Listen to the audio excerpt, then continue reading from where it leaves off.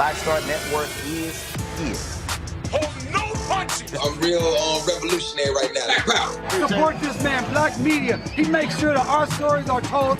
Thank you for being the voice of Black America, Roland. Stay black. I love y'all. All momentum we have now, we have to keep this going. The video looks phenomenal. See, this difference between Black Star Network and Black-owned media and something like CNN. You can't be Black-owned media and be scared. It's time to be smart. Bring your eyeballs home. You dig?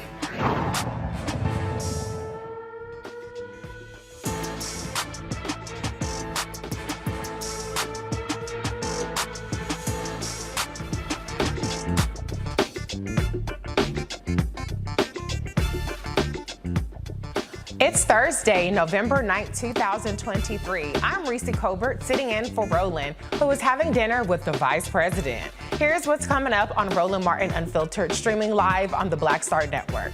A federal jury convicts former Baltimore State's Attorney Marilyn Mosby of 2 counts of perjury. West Virginian Senator Joe Manchin says he is not retiring. He is not seeking re-election. We'll discuss what this means for 2024. We'll have a recap of the 3rd Republican debate. The sole black candidate says the GOP is gaining black voters, and Chris Christie breaks down what pro-life should mean. The Supreme Court heard arguments this week about the federal ban on alleged domestic abusers possessing firearms. We'll talk to a gun violence prevention advocate and a domestic violence advocate about what could happen if the court decides to reverse the ban. The Black Alabama riverboat co-captain who was attacked on August 5th is facing assault charges. And Israel agreed to a 4-hour ceasefire to allow people to get to safety in Gaza. We'll talk to a national security and foreign policy expert to give us the latest on the war. It's time to bring the funk on Roland Martin Unfiltered, streaming live on the Black Star Network. Let's go. He's got it. Whatever the biz, he's on it. Whatever it is, he's got the scoop, the fact, the find. And when it breaks, he's right on time and it's rolling. Best believe he's knowing. Putting it down from sports to news to politics. With entertainment just for kicks, he's rolling. It's on go, roll, roll, y'all. It's Roland Martin, rolling with Roland now. He's funky, he's fresh, he's real, the best, you know he's Roland Martin now.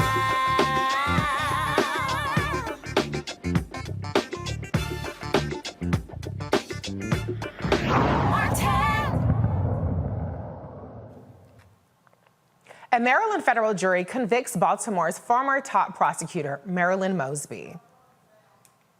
Mosby was found guilty of 2 counts of perjury. The jury found she did lie about her finances to withdraw money from her city retirement account under a program designed to help people struggling financially during the coronavirus pandemic. Prosecutors said she falsely claimed to suffer from financial hardships to access $90,000 from retirement funds that she later used to buy 2 homes in Florida. Mosby has maintained her innocence. A reporter tried to get a comment from Mosby as she exited the courthouse. Mosby is coming out right now. Here we go, here we go. Let's see if she has any comment. Mr. Whiter, do you have any comment? Any comment? No comment? Any comment? Do you plan to appeal this? What do you want to say to the people of Baltimore? Anything? I'm blessed. I have nothing else to say. Ms. Mosby, were you surprised by the verdict? Ms. Mosby, do you plan to appeal this ruling? Her attorney saying no comment again. Any reaction at all? This seems upsetting. You can see there.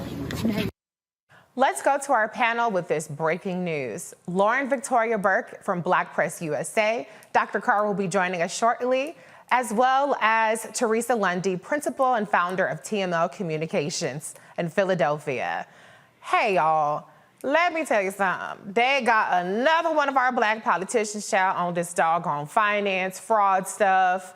Meanwhile, Donald Trump is up there in Manhattan acting a plumb fool, but not facing any kind of criminal liability. Lauren, I'll go to you first. What is your reaction to this Marilyn Mosby verdict?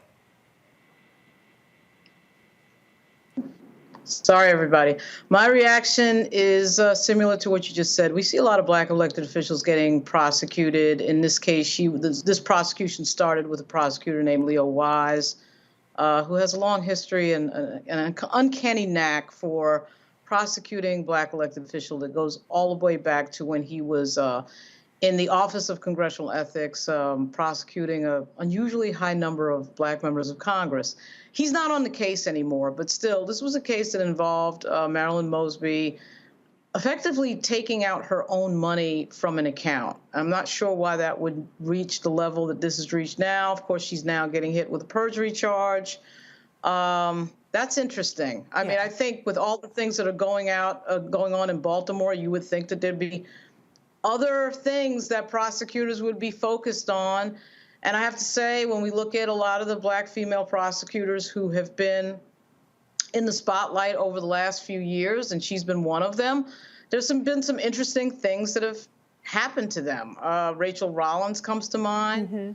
I don't know. I'm not a big believer in coincidence when I see black elected officials being prosecuted. I'm just not. We see on the blue-collar level a disproportionate prosecution of black people. There's no reason we wouldn't see it on the white-collar level. So I reserve judgment, and I will read the case, but I feel a sense of suspicion, quite frankly. I think that's very reasonable. I mean, to your point, she was not allowed to make the case that it was her own money that was coming from the retirement fund. The prosecutor suggested that this still belonged to the city, and that's why she committed perjury by trying to get access to it. But Teresa, to Lauren's point, a lot of prosecutors are under the spotlight, especially if you're a Baltimore politician. They love to go after black Baltimore politicians. Is this one of those cases where, knowing that spotlight, she should have been a little bit more making sure that she had her T's crossed and her I's dotted? What do you think? I think any elected official, especially African Americans, we all know we're going to be under the spotlight, under the gun, daily. So it is really up to us to make sure we hire the right consultants and just to make sure that, we are following the law to the T. I think there is likely a lot of misinformed information that is not released to the public. But right now, we're just seeing the headline as in, Marilyn Mosby convicted, and we're not, unless you're reading, it says perjury. And so, for her, she might have thought she was telling the truth, or, it could have been a half truth. But whatever it might have been, I think there was just some miseducation on some of the finance laws, which can be complex. I know here in PA, if you're running for a local office and then you decide to run for Congress, it can get very difficult if you don't have the right consultants or if you're not reading some of the audited information for the finance report yourself. So it definitely can get complicated, but the investment on the back end is probably the most helpful, especially so you don't get into these type of situations. Right. That's a good point. I mean, I know, listen, most of us have many of us, I shouldn't say many of us have 401ks. We have retirement accounts. At some point or another, we've taken money out. And so that tends to be the kind of thing where you don't necessarily expect to have to hire accountants and lawyers and things to get access to. One of the interesting parts about this, though, because it is perjury, you do have to approve intent. And I wonder, Lauren, I'm going to go to you on this, if the fact that she's a black woman gives her less of the benefit of the doubt. We have seen other black politicians who have been targeted with prosecution related to finances. Andrew Gillum is somebody who comes to mind, and he actually did not get convicted.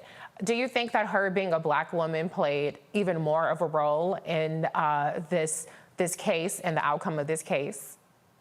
Not in this particular case. I think they like to go after black people in power. I think black people in power, whether they be male or female, are under a microscope.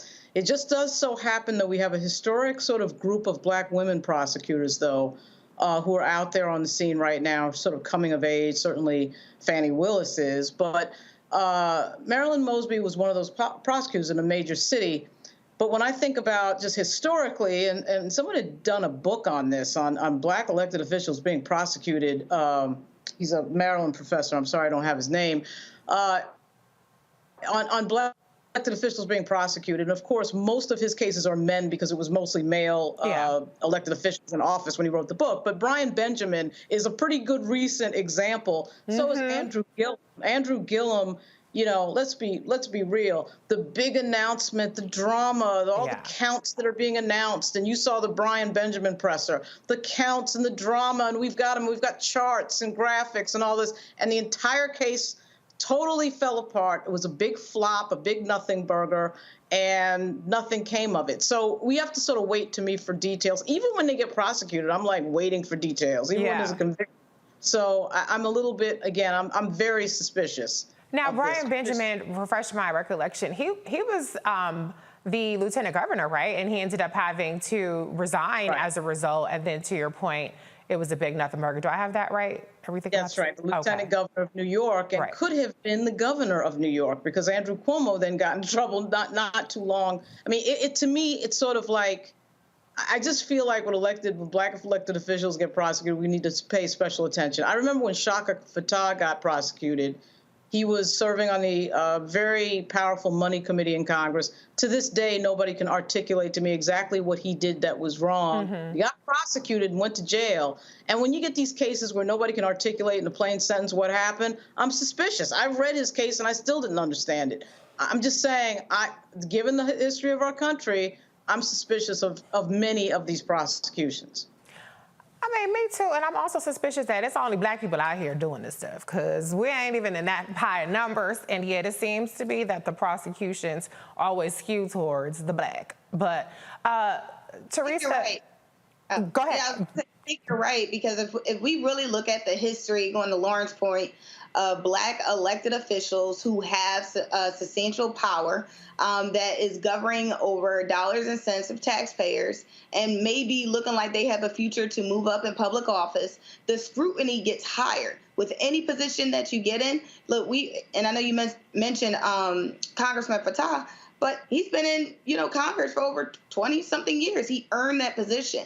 And so, even with that case, because obviously it was out of Philadelphia, just knowing some of the ins and outs of it, it was almost like, they were looking for a degree of issue.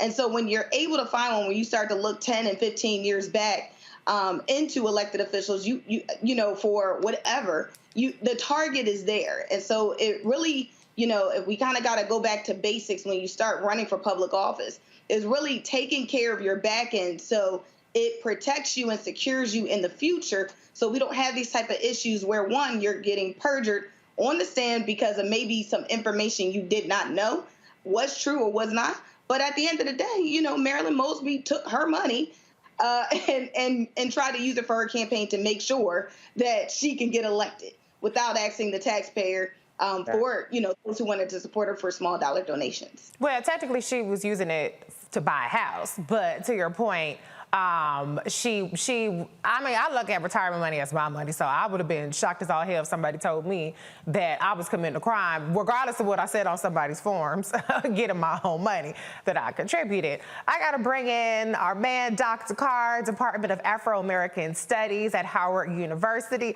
The reason why I want to come to you, Dr. Carr, is because in addition to the fact that black politicians are mostly targeted when it comes to these kind of financial prosecutions, they find very few allies when they are under the gun. I mean, just last week, I don't know if you saw Kwame Kilpatrick putting President Obama on blast, talking about how we used to be homies, but you left me hanging when I was in jail. And I'm not saying that President Obama should have done anything different. I don't know who could have came to Marilyn Mosby's aid here, but talk a little bit, if you have anything to chime in on that issue of kind of how when you get caught up in these, you just on your own on this one. About my friend and colleague Derek Musgrove, who wrote a whole book on this in terms of the selective persecution, in fact, of black elected officials. This isn't about their politics. This isn't about anything other than the fact that when it comes to, quote unquote, the law in this country, it's selective prosecution.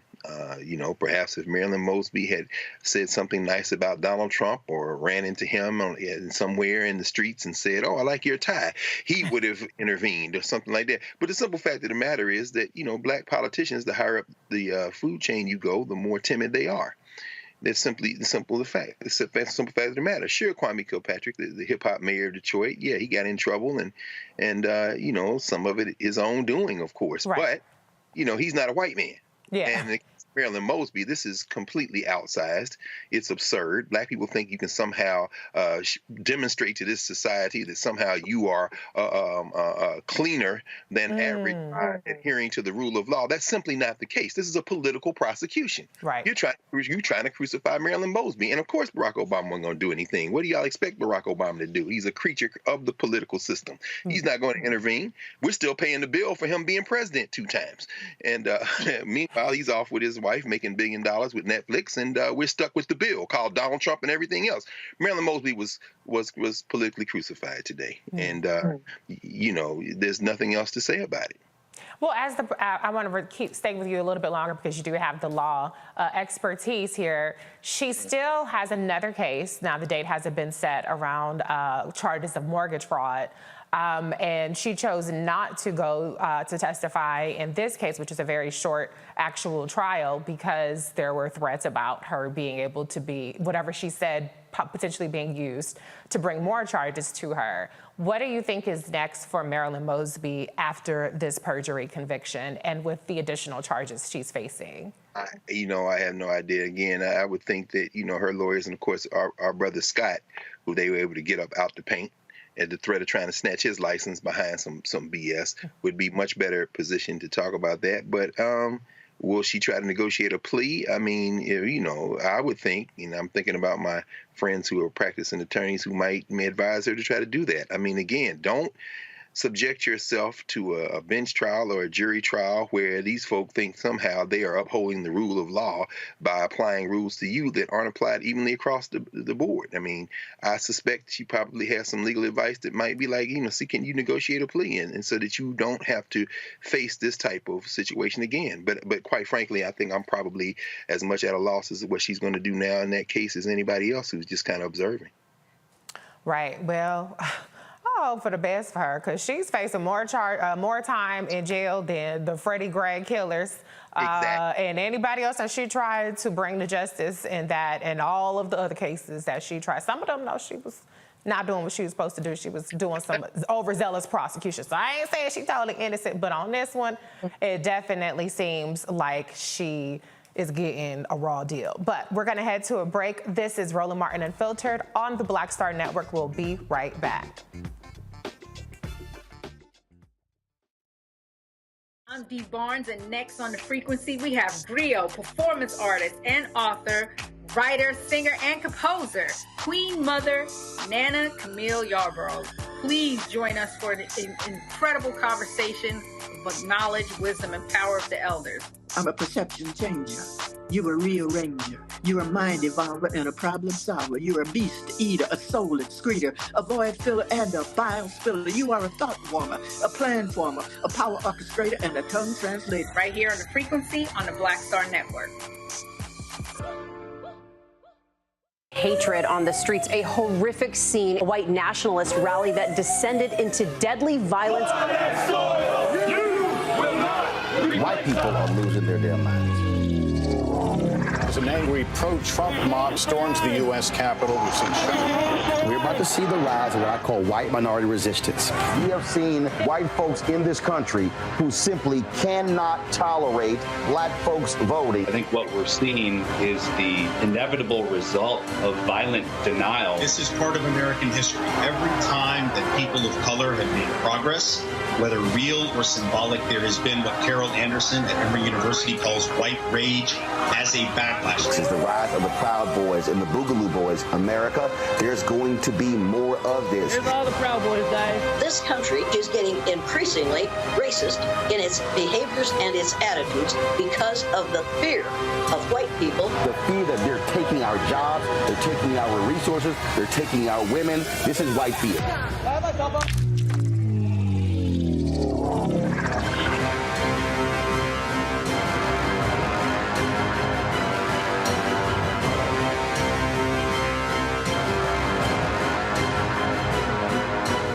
Hello, I'm Paula J. Parker. Truly proud of the Proud Family, louder and prouder on Disney+.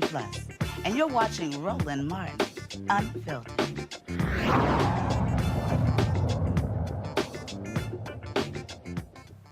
West Virginia Democratic Senator Joe Manchin made it clear he is not running for re-election in 2024. Here's the announcement he put out on social media. I got into politics because of an argument I had 40 years ago with my dad. John Manchin owned a furniture store in Farmington, West Virginia, a small coal mining town of hardworking people. And one day our local state representative came in and asked Dad for a favor, saying, "You owe me for all the things I've done for your little town." When the man left, I turned to my dad and said, "Now wait a minute, isn't helping Farmington that man's job?" That moment defined the difference between self-service and public service. When I told my dad that I was going to run for office, he said, "Oh, Joe, politics is a bad business. I'm telling you right now, stay out of it." I didn't disagree that often with my father, but that time I did. I reminded him of the famous line from President John F. Kennedy's inaugural address: "Ask not what your country can do for you. Ask what you can do for your country." I was 13 when I first heard it, and I'm still inspired today by it. My family were devoted Catholics who immigrated from Italy and Czechoslovakia.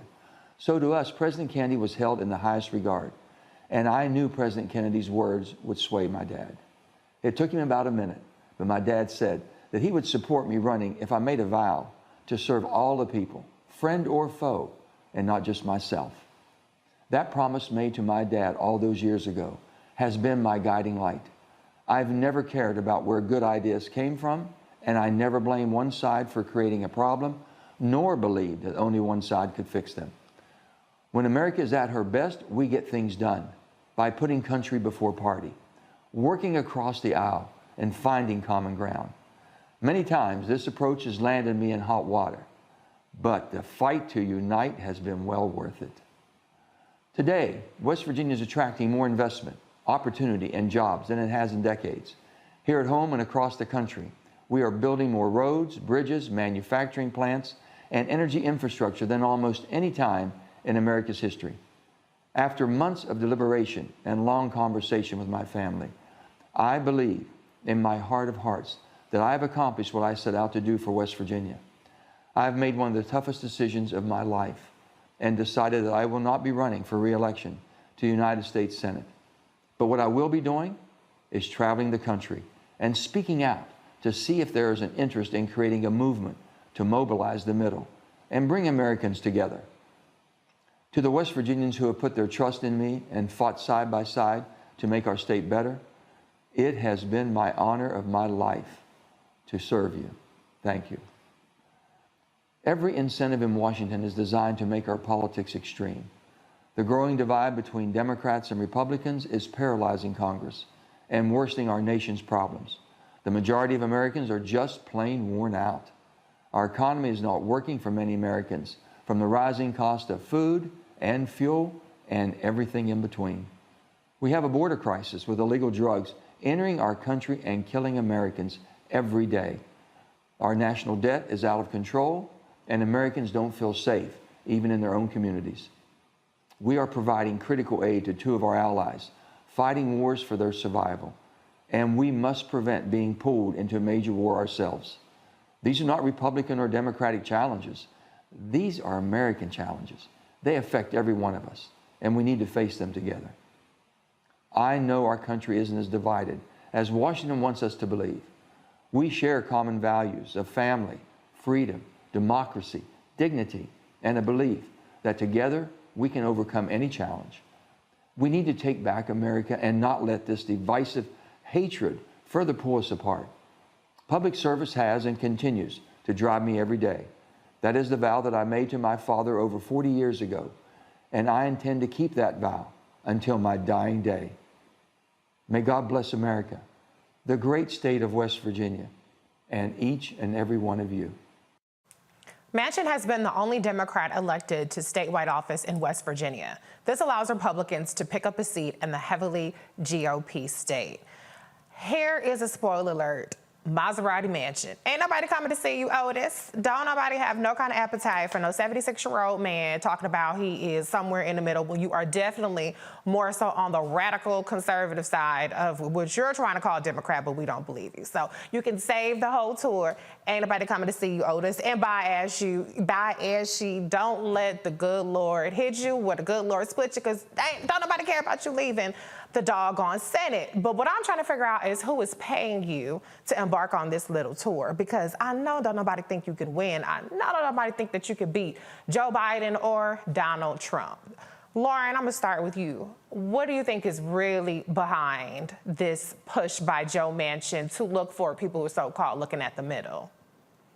There's probably some corporate actor behind there that has something to do with the coal industry, knowing Manchin. I mean, everything with him is the coal industry and stopping renewable energy, stopping anything that would assist with climate change. I mean, that's been his entire career. That's what he cares about. I love this idea that somehow we need, Joe Manchin to lead us through the storm and to a more moderate America. It is completely ridiculous. It does give the Democratic Party a huge challenge with regard to winning that seat, which is probably not going to happen, quite frankly. So they're going to have to look elsewhere on the map. But this idea that, I love the part in there about the divisive hatred in our country or something, and then you don't mention Donald Trump. You don't have the guts in the moment that you're resigning, you're not resigning, but retiring, announcing that you're not running for re-election. You don't have the guts to mention Donald Trump. Now, we have seen people like Arnold Schwarzenegger and Robert De Niro get on social media and talk about politics and talk about Donald Trump and talk about fascism. These are movie actors. Yeah. Okay. Of course, Schwarzenegger was the governor of California. They have the guts to say it, but a United States senator can't say it. I mean, you got to be kidding me with this guy. It is really interesting, though, that he thinks he's the hero. He's going to save us. Okay, we'll see. Yeah, he thinks he's the hero, but he's more like the villain because he's the one who stood in the way of the child tax credit being extended. Him, along with Sinema, stood in the way of, changing the filibuster so that we could pass the John Lewis Voting Rights Act, pass a number of bills. And so, yeah, he's definitely not the hero of anybody's story, except for in his own head. Teresa, this is, like I said, the person that blocked the child tax credit. What exactly does Joe Manchin think that he is moderate in, other than not agreeing with everything that the Democrats are trying to do? I think that is, that's a great question, but I think that's also the new definition of what moderate is. Right now, we have, obviously the progressive movement. We have, organizations called No Labels, so everybody's trying to figure out where they fit in, because it looks like, Democrats are not unified, but we just had a past election where it looks like we're absolutely energized, we're actually absolutely recharged in battleground states. And so I think there's, a moment here for Joe Manchin, to think like everybody else is thinking. President Joe Biden is in his 80s. And these folks who have served in public service for decades are now seeing, this is kind of like their last will and testament on their way out the door in public service. But we cannot get confused. And I think when Joe Manchin does decide, if he is deciding to go to seek higher office, I think that'll be an interesting conversation, because if we start looking at the record does say you're not for working people. The record does say that when it was time for us to fix civil rights and also protect our rights, Joe Manchin wasn't at the table. If anything, he was the individual that stood against those protections. And I think, people, once that record is probably, just rehatched, we'll start also getting an understanding that, he's not the one that we should be selecting for any other office. But we hope he does take, the necessary break he needs to really think about his actions. Yeah. I mean, listen, I'm not ageist or anything, but 76 ain't no spring chicken either.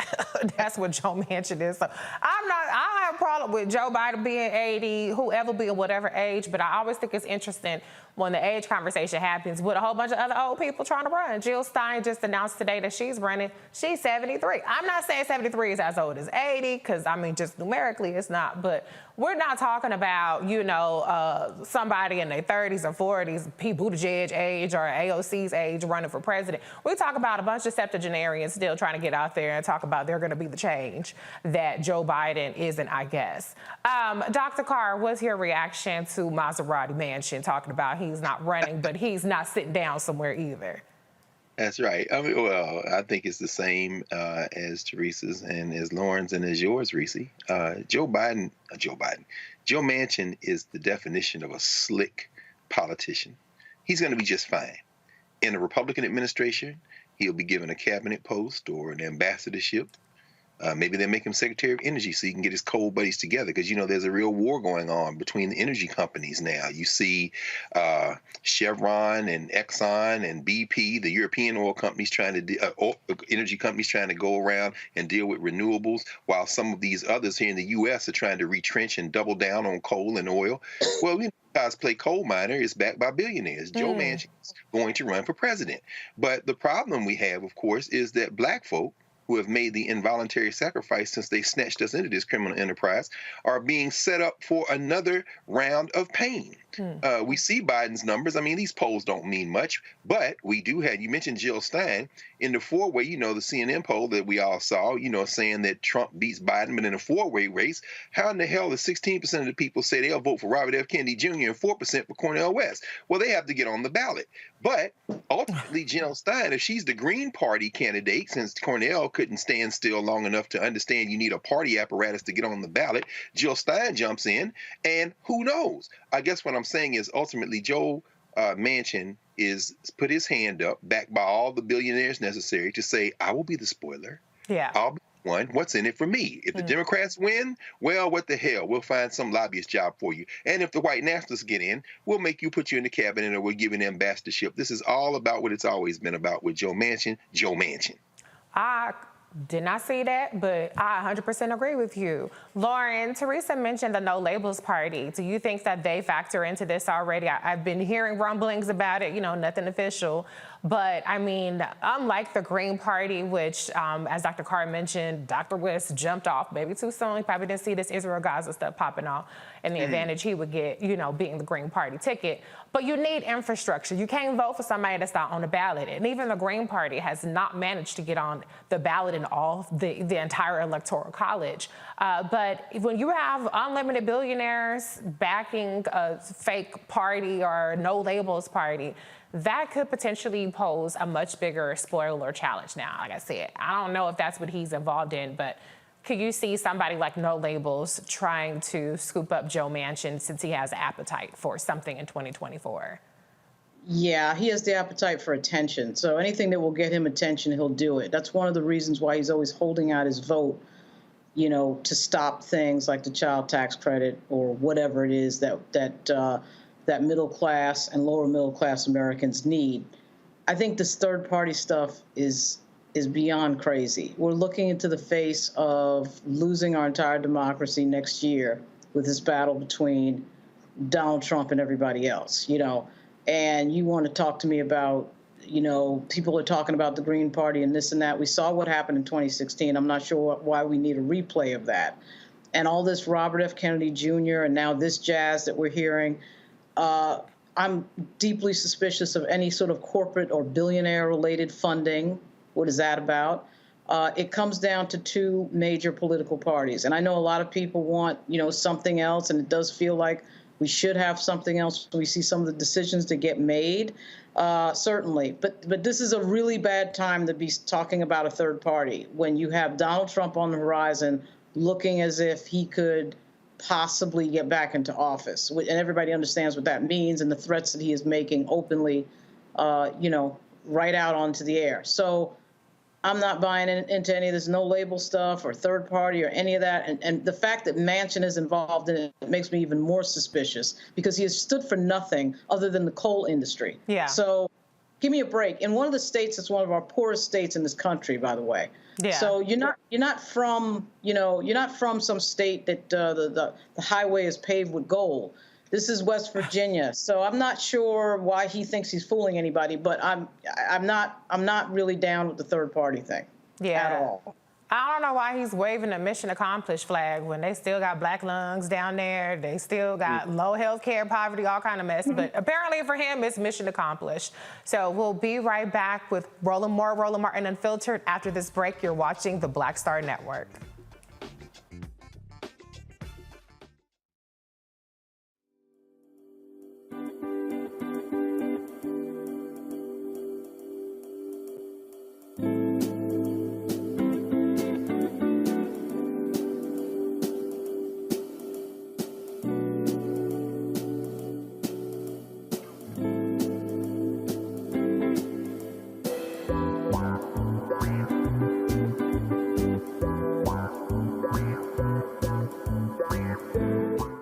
About blackness and what happens in black culture.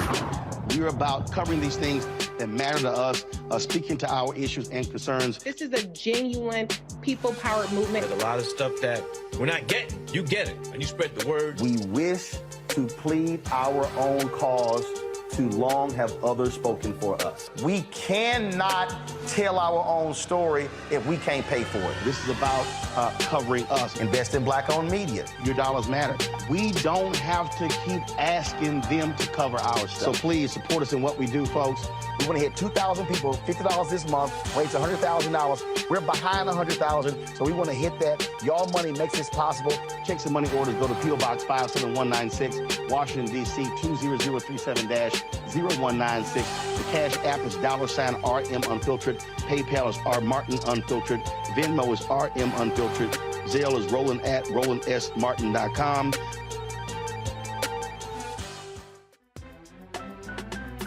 I'm Faraji Muhammad, live from LA. And this is The Culture. The Culture is a two-way conversation. You and me. We talk about the stories, politics, the good, the bad, and the downright ugly. So join our community every day at 3 p.m. Eastern and let your voice be heard. Hey, we're all in this together. So let's talk about it and see what kind of trouble we can get into. It's The Culture, weekdays at 3, only on the Black Star Network. Hi, everybody. I'm Kim Coles. Hey, I'm Donnie Simpson. Yo, it's your man Deion Cole from Blackish, and you watch Roland Martin, Unfiltered.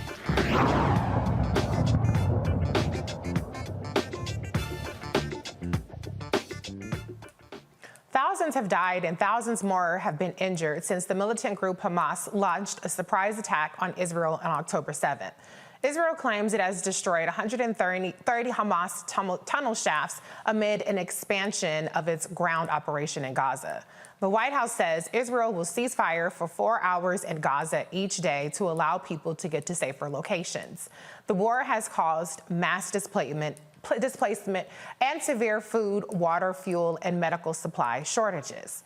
National security and foreign policy expert Asha Castleberry Hernandez joins me to explain this 4-hour window. Hey, Asha, how are you?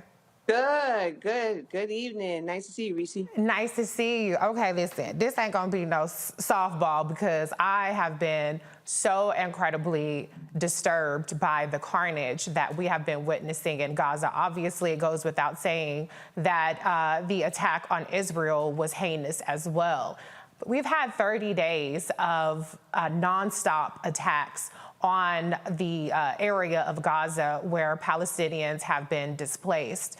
Now this 4-hour window has been announced. Can you tell the viewers a little bit more details about the 4 hours? Because initially it might sound like there's a 4-hour stoppage across the entire region when, from what I read, Israel plans to announce certain neighborhoods will get a 4-hour reprieve with a couple hours notice, and it will be different neighborhoods each day. So can you explain like the specifics about this 4-hour window? Yes. So the White House or President Biden has been pretty much negotiating for the 4-hour window, and the 4-hour window is tailored towards specific communities or areas as a way to provide humanitarian assistance, and in the meantime also continue to negotiate hostage affairs. So the 4-hour window also is a reflection of a middle ground as far as the negotiations where the Israelis still want to continue their counteroffensive, but at the same time, the United States, along with many other countries, want to continue providing humanitarian support as well as continue with the hostage affairs. So it's a middle ground. In my opinion, in terms of the delay of it, as far as 4 hours, it's not enough to continue to negotiate hostage affairs as well as humanitarian efforts. There's even more speculation that President Biden will also be asking for from 4 hours to 3 days because, again, there's so much going on in terms of the dynamics of hostage affairs as well as providing humanitarian assistance. Right. According to reports, President Biden has been pushing like you said, for 3 days, for longer pauses. How much assistance can actually be provided to the people of Gaza in these neighborhoods with 4 hours, considering the amount of infrastructure damage there is and the distance that, the humanitarian aid is going to have to travel? Is there any idea of how the humanitarian aid will get to these different corridors? Yes. So right about now, there's been some a lot of reporting in open sources that there was about a 96 trucks to or 106 trucks trying to reach, provide humanitarian assistance. But the operational environment or the security environment is extremely complex, where there are people located everywhere. You even have the issue with regards to the tunnels. So local civilians or innocent civilians are just deeply embedded in the area, so it's going to be harder to reach them. Now, the intent is to make sure that they are being departing to the Rafah crossing. But again, there's still a lot of people, a lot of Gazans that are located in the area, and it's just extremely hard to shift them from where they are to the Rafah crossing, a complete shift of all of them to the Rafah crossing. So that's why this is extremely complex terrain right about now, especially when you're dealing with tunnels. And then also there are civilians that are still around the Hamas and even just more embedded around them. So it's just really, really complex. Yeah, I mean, especially when they don't have fuel, because has there been any talk about trying to allow civilians fuel anymore so that the hospitals can get back up and running, so that people, I've seen videos of people using horses and animals to try to get around. Is there any movement on that aspect? Yeah, so the international community just recently had an aid conference in France. You're also seeing the vice president and other key officials representing the administration trying to negotiate providing more humanitarian assistance when it comes to food, water, and especially fuel. So that's a major concern. But the international community overall is trying to aggressively make sure that that kind of assistance is provided as soon as possible. Right, right. There has been a lot of international pressure that's been coming down on Netanyahu.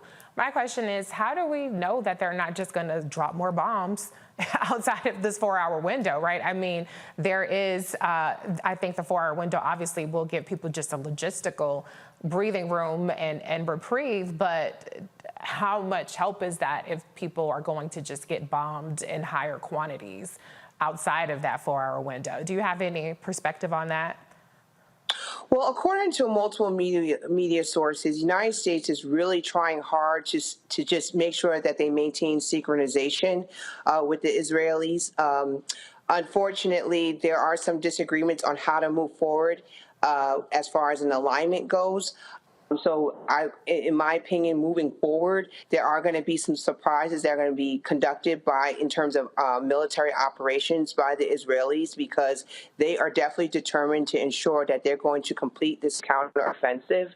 But for the most part, Benjamin Netanyahu is extremely determined to complete this mission. He will most likely, work very closely with the United States, but he's more forward thinking in terms of trying to complete his mission as far as eradicating Gaza.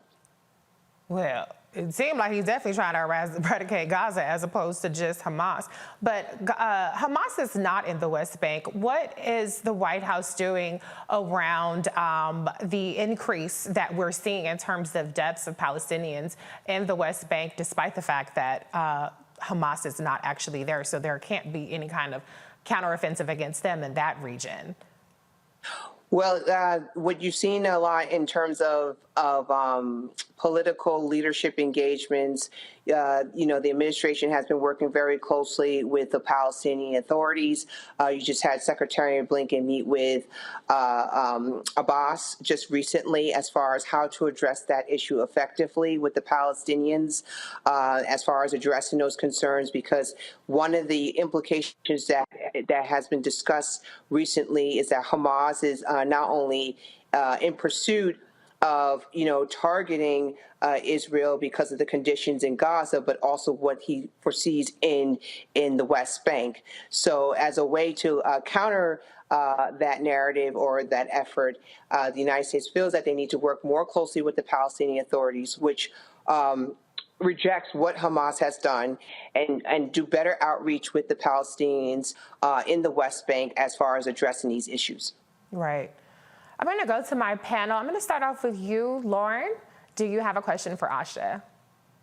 I really think that this conflict is so steeped in history that it just seems to never end. My question for you is, do you think that this conflict, can it ever find its way to peace? Do you think we'll ever see that? Yes. So, when you look at foreign policy, sometimes there are certain crises that become game changers, right? This conflict is about 90 years old or more, but, this may be to the point where, not only Israel and the Palestinians, but the whole entire Middle East may want to see sustainable peace because they're sick and tired of ongoing conflicts in the region. They're branded as a region of conflicts, and they want to move on from that to where they want to bring in, technology, startups, economic opportunities. The region is so trying to build on its economic empowerment. There's so many things that they want to do to move away from, ongoing conflict and violence because of, in terms of their image, they're known to be just, a violent region. So I think this could possibly be a game changer.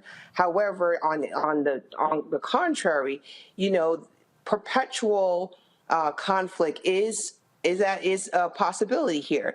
Beyond a counteroffensive in Gaza, that may not necessarily resolve anything, right? That can fuel more radicalism, where it can lead to another Hamas 3.0. So there's a sign of, the possibility that it can escalate into something else. So it can go either way.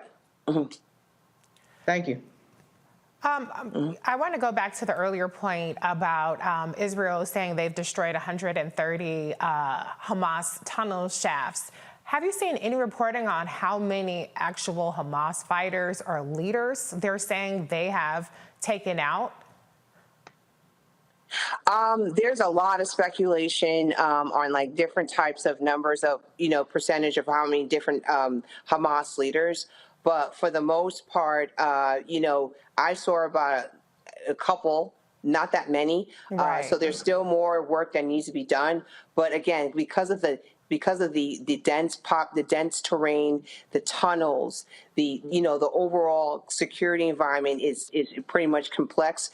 It's going to be harder to target these leaders. But what you can also see not too long ago, as of yesterday, United States pretty much had initiated airstrikes in Syria as a way to deter these leaders from continuing its offensive terrorist activities within the region. So that's also part of the effort as far as targeting leaders that are responsible for these heinous acts. So we'll see. But for the most part, I think moving forward, we're definitely going to be engaged in targeting the leadership, that especially those that are involved in this initiation of targeting Israelis. Right. Yeah. I mean, because I've seen a handful, to your point, I don't know, it's probably in the tens from what I understand, right, which is a hugely disproportionate number through the thousands.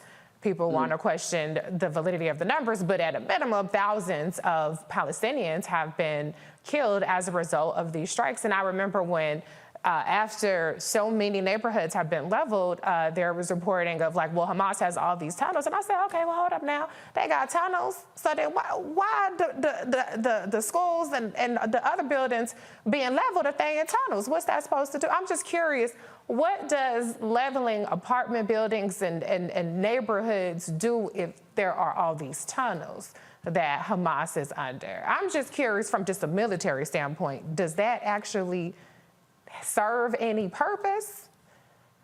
It's really complex in terms of looking at this security environment, but for the most part, the tunnels within definitely make it harder to target specific leadership.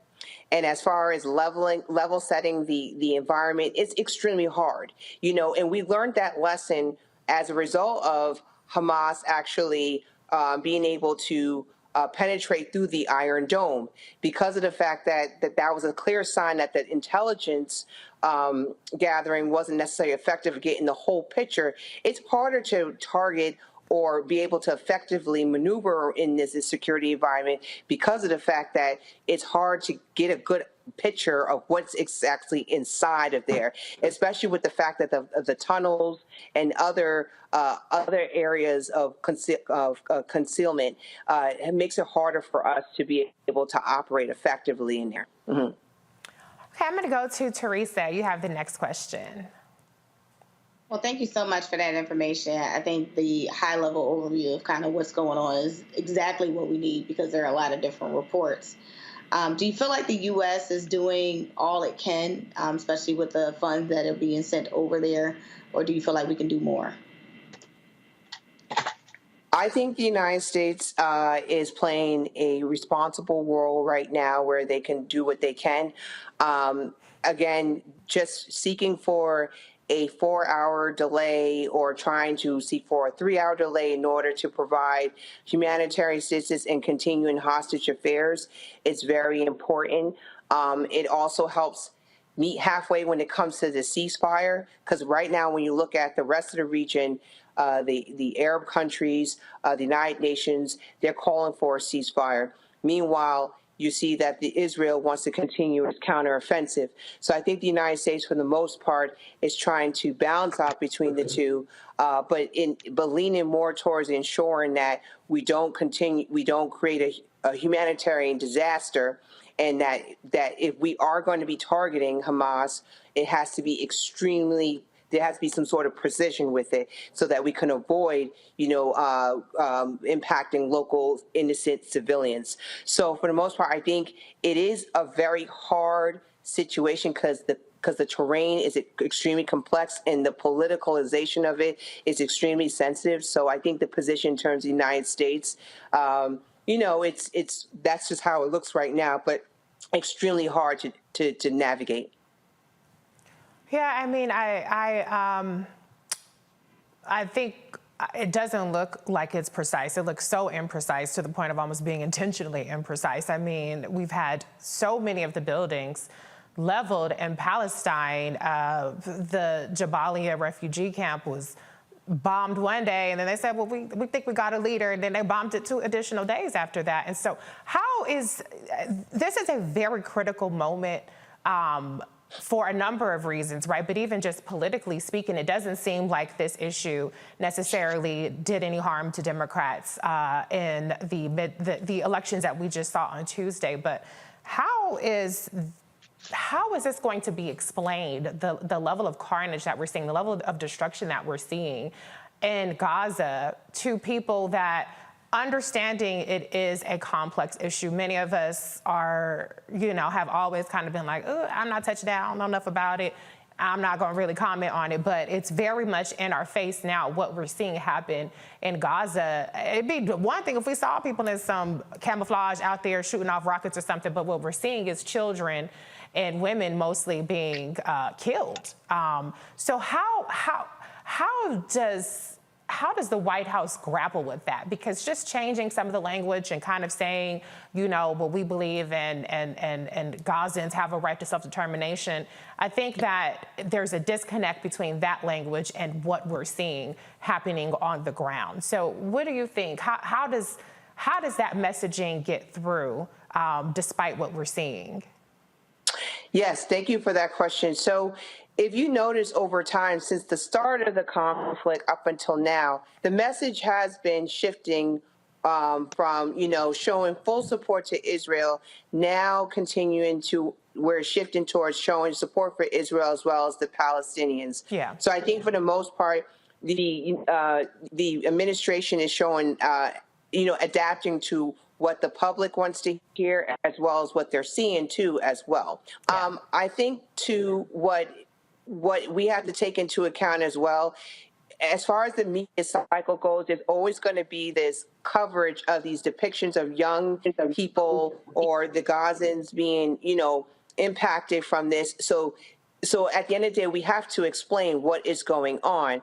And then what you're seeing is a strategy after strategy is being, promoted by the White House, for instance. We got to make sure that we address Islamophobia, anti-Semitism, We show care for the children. We show care for the innocent civilians in Gaza. So I think you're going to just see more and more of that messaging.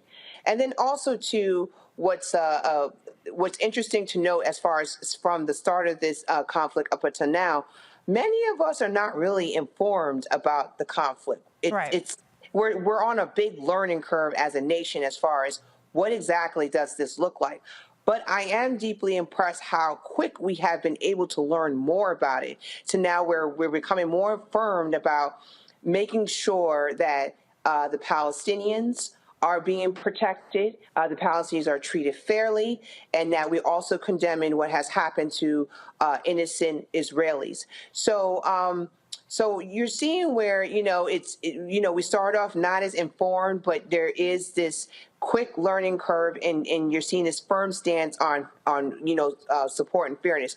Now, at the White House, what I do like is that President Biden and also Vice President Harris is constantly being engaging with, different groups, just Israelis as well as Palestinians, Muslim groups, to help shape those messaging points, to help to learn or understand what exactly is going on. So their eyes and ears are definitely open to learning about the implications. And the more they do that, I think the better the messaging will be coming out of the White House. Yeah. I mean, I definitely have seen a shift in the rhetoric and the messaging. The ground stuff got to catch up, though, to the messaging, because you can sound sympathetic, but when you're still seeing people suffering in the way that they have, I mean, we're talking about people who don't even have bread, water, electricity. They don't have communications for extended period of times. There's a disconnect between the rhetoric and the messaging and the help that's actually reaching the people of Palestine and Gaza. I'm going to let Dr. Carr have the last question and word on this one. Thank you, Reese. Thank you, Ms. Castleberry Hernandez. With all due respect, this isn't complex at all. Israel has been in violation of international law for decades. All of the settlements are illegal by international law. The UN human rights chief yesterday called what's going on, this collective punishment by Israel of Palestinian citizens, a war crime. It's very clear that the criminal prime minister of Israel, perhaps to avoid going to jail himself from some completely unrelated stuff, has determined to wipe out the Palestinians.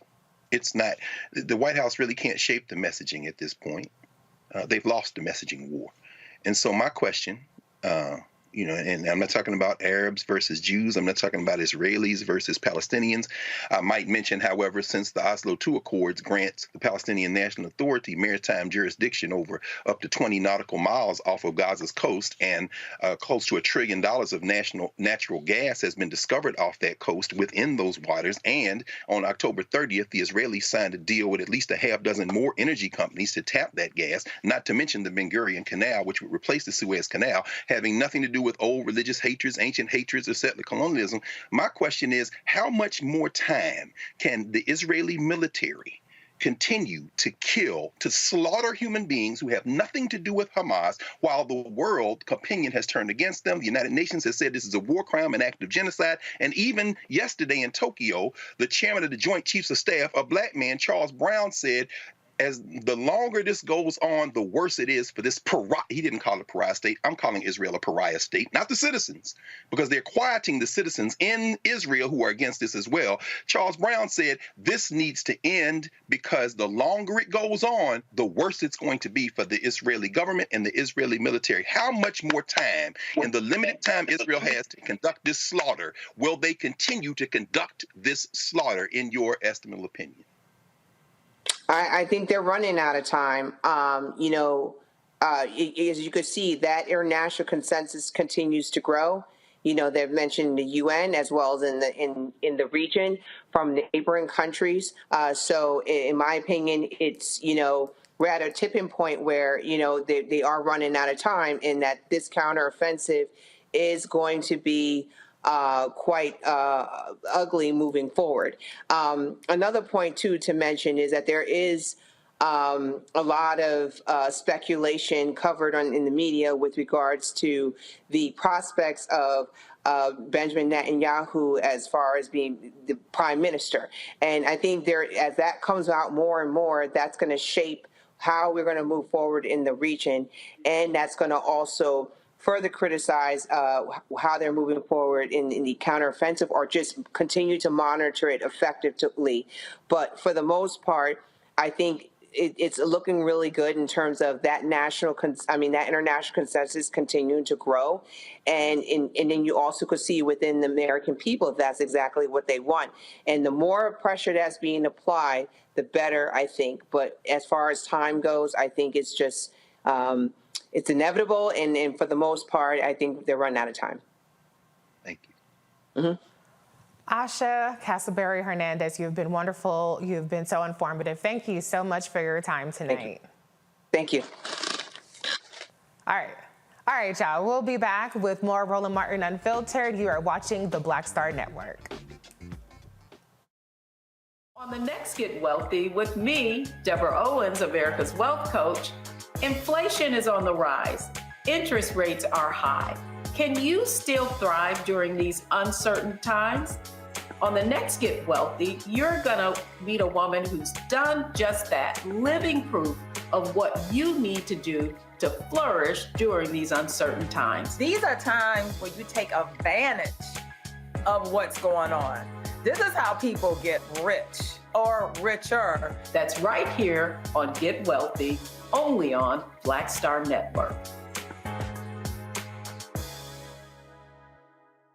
Next on the Black Table with me, Greg Carr, we welcome the Black Star Network's very own Roland Martin, who joins us to talk about his new book, White Fear, How the Browning of America is Making White Folks Lose Their Minds. The book explains so much about what we're going through in this country right now, and how, as white people head toward becoming a racial minority, it's going to get, well, let's just say, even more interesting. We are going to see more violence. We're going to see more vitriol, because as each day passes, it is a nail in that coffin. The one and only Roland Martin on the next Black Table, right here on the Black Star Network. Hi, I'm Dr. Jackie Hood Martin, and I have a question for you. Ever feel as if your life is teetering and the weight and pressure of the world is consistently on your shoulders? Well, let me tell you, living a balanced life isn't easy. Join me each Tuesday on Black Star Network for A Balanced Life with Dr. Jackie. We'll laugh together, cry together, pull ourselves together, and cheer each other on. So join me for new shows each Tuesday on Black Star Network, A Balanced Life with Dr. Jackie.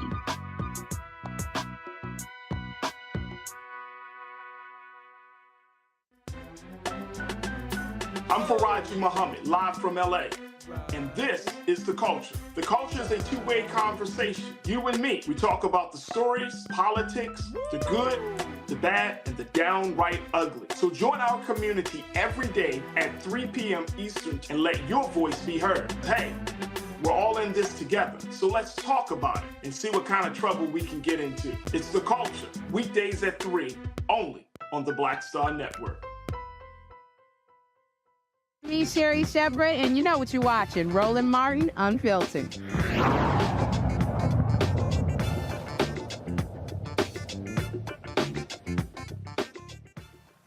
Today, the Supreme Court heard oral arguments for the United States versus Rahimi case, which could have profound implications for Americans' safety against gun violence. Rahimi focuses on whether the government has the authority to disarm those who have been issued a restraining order for domestic abuse.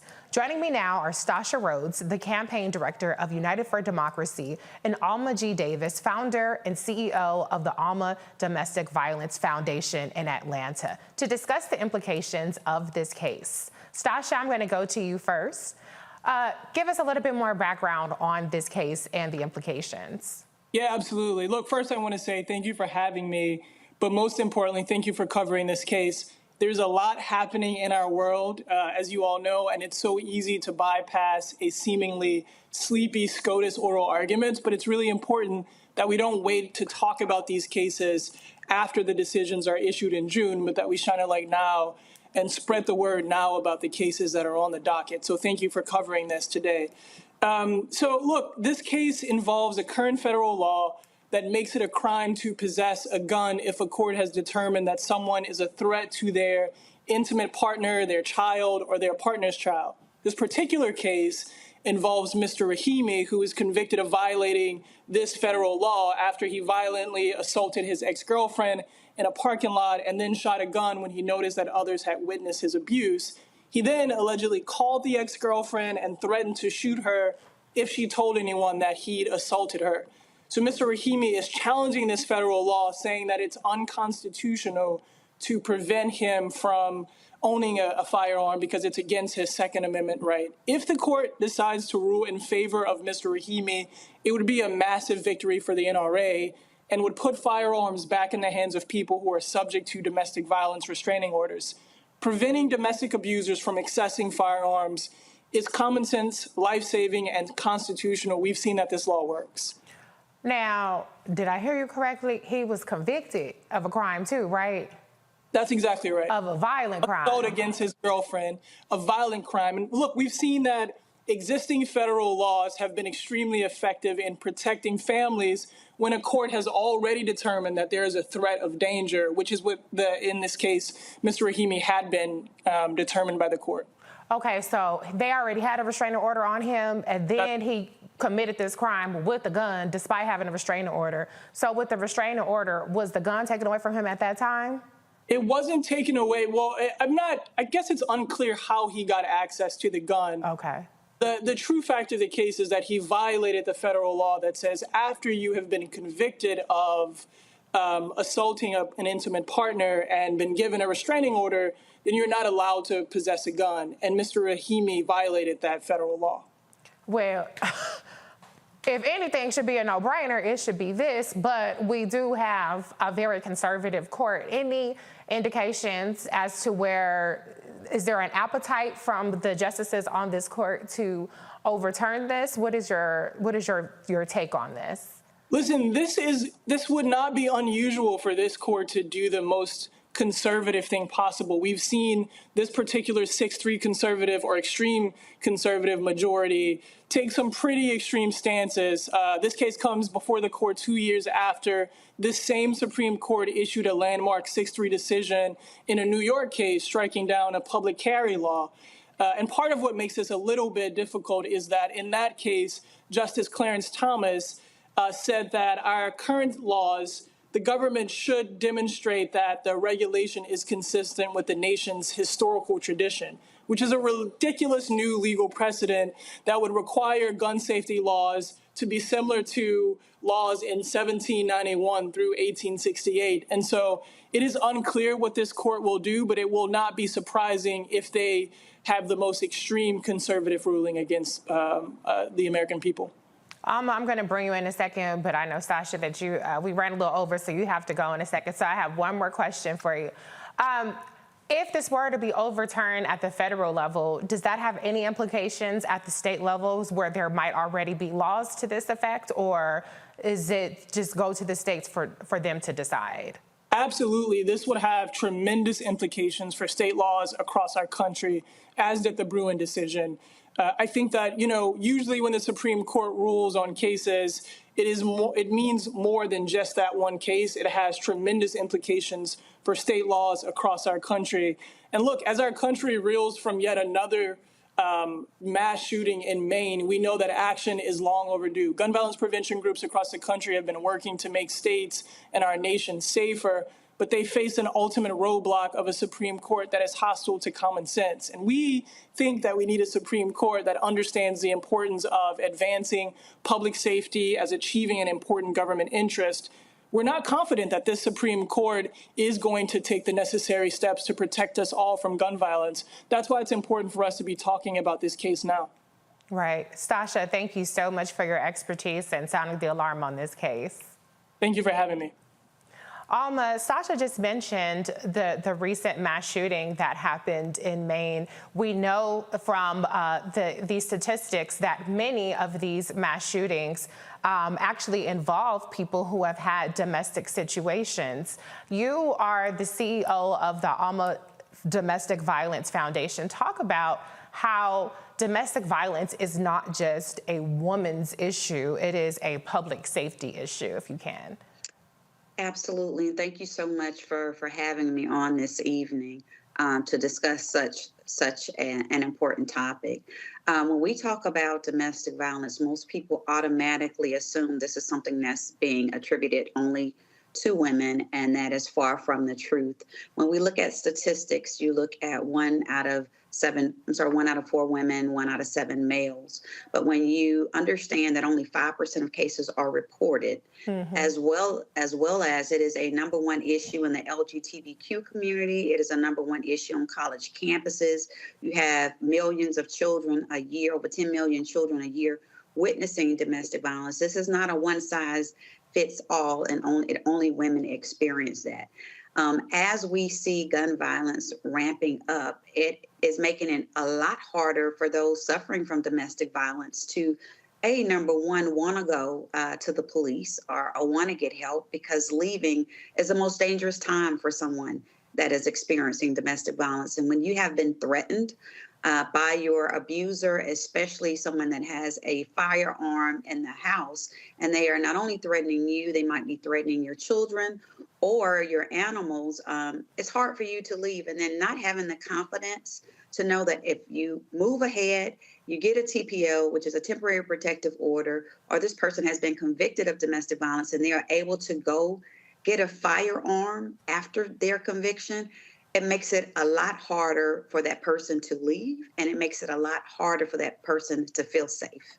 Absolutely. I mean, it's already, there's a perception, and in many cases it's true, that to even get a protective order, the standard is so high and you have to prove so much abuse is already happening. So this would obviously undermine the safety and even the potential of protection from women and, to your point, men who experience domestic violence from around the country.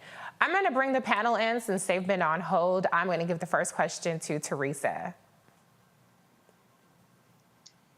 Thank you so much for that information. Is there a way that we could really, take a look at, I think on the federal side, I'm okay with some of the gun laws.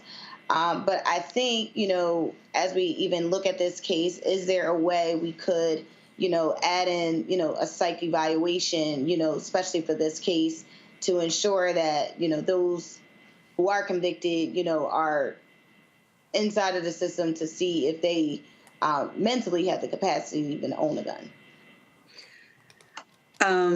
Being a domestic violence advocate, we are open to all of those things. We would love to see those things happen. Now, how easily would that be passed? That's a whole different situation. With the standard gun laws, we would hope that that those things are being checked, and we know that some are, some are not. But that would be an excellent resource to be able to add. But if we're having a hard time right now, we're in court trying to get TPOs passed to where people, once they've been convicted, cannot possess a firearm. I'm not sure on the boundaries or the things that would prohibit or make it mandatory for someone who has been convicted to have a psych evaluation. Dr. Carr? Thank you, Reese, and thank you, Ms. Davis. Listening to the oral arguments in the case on Tuesday, it was interesting because, John Roberts, Chief Justice, asked the attorney for Raheny, you don't have any doubt that your client is a dangerous person, do you? And of course, he couldn't defend the guy.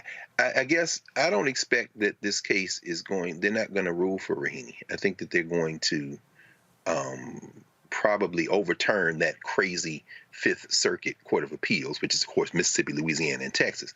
So I don't think that's going to be the issue. The question will be, it seems to me, and I think it was addressed a little bit earlier by Sister Rhodes, and that is how far they go with regard to that New York State rifle versus Bruin case from last year, where they basically saying if you've got a gun, it takes almost the devil himself to take it out of your hand, because we're going to overturn all the gun laws. My question to you, really, as like you said, domestic violence advocate, and clearly in a case where this is a clearly open and shut case of a dangerous person who is, just out of control, what is your best hope for if they overturn? Because it seemed like Alito and Thomas were the only ones with any appetite at all to upholding this crazy appeals court decision.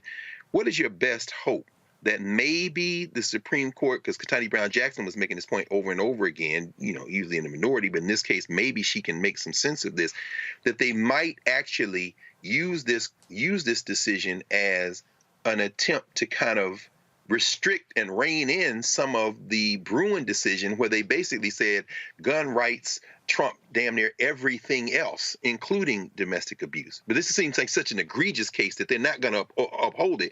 But what is your best hope that this decision might come out as?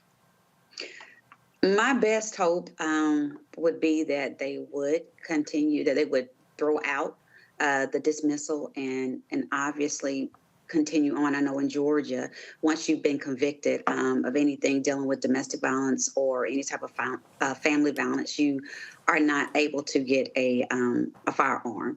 So the best hope is that will be continued. If for some odd reason it does get overturned, that makes our job as advocates a little bit harder, but it gives us an opportunity to continue educating people on what domestic violence is. How do we keep people safe? How do we give people the tools they need well before they get into that type of situation, just to avoid being in that situation because of things like this? One of the things that we are dealing with, I know in the DV world, is already there's been a large cut due to funding, VOCA and VOWA funding has been cut.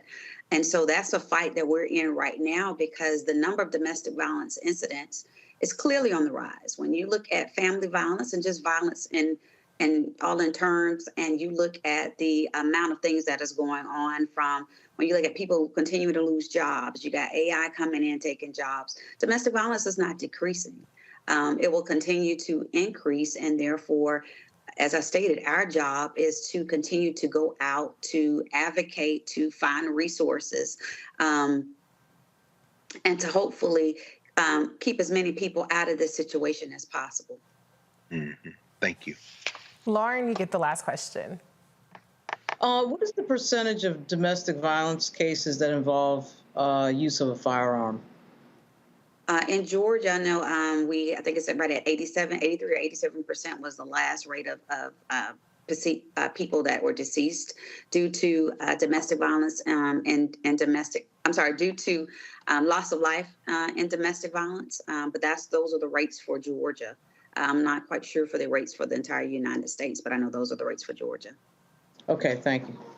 Mm-hmm.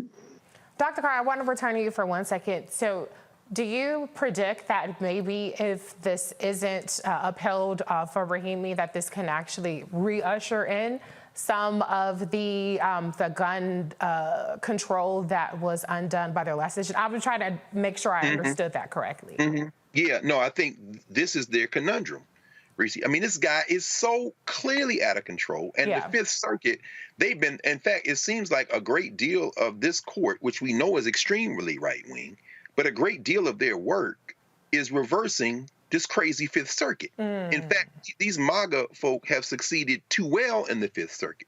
The Fifth Circuit, they declared a whole entire federal agency unconstitutional. Right. They talked about seizing control of us, that states have the ability to seize control of content on Twitter. And so John Robertson and them are like, except Thomas and Alito. So listening to the oral arguments the other day in Rahimi, it's clear that they're not going to uphold this. I would be very surprised if they uphold it. But the question, to the point that you're raising, the question is how they're going to get around it. because Ketanji Brown Jackson was slamming them on the Brewer case. Because we know in that case, of course, they're saying you don't have, if it wasn't on the books in 1791, damn it, you can't do anything about it. But now you're going to let this guy out the cage now. Is this what you're going to do? So it's going to be very interesting to see what they do. They're probably going to try to make as narrow a ruling as possible. They might even say Brewer doesn't apply to Raheny, but they're going to have to do some legal gymnastics that is going to stink to high heaven if they just try to restrict this case to this case only. Of course, we've seen it before. It's called Bush versus Gore. Right. Well, we know they'll do any kind of legal gymnastics, but let's hope for the best in this situation. Alma, how can folks follow you and support the work that you do? Yes, you can follow us via Instagram, any type of social media under Alma_DVF or Alma Domestic Violence Foundation. We not only serve clients in Georgia, we serve clients all over the country. Last year, we even worked with clients in South Korea. So we're located inside of Atlanta, but we have services all over the country. So yes, they can follow us on any of our Twitter, Instagram, Facebook, or call us directly to our office where we service clients.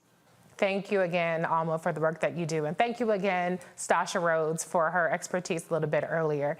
You're watching Roland Martin Unfiltered on the Black Star Network. We'll be right back.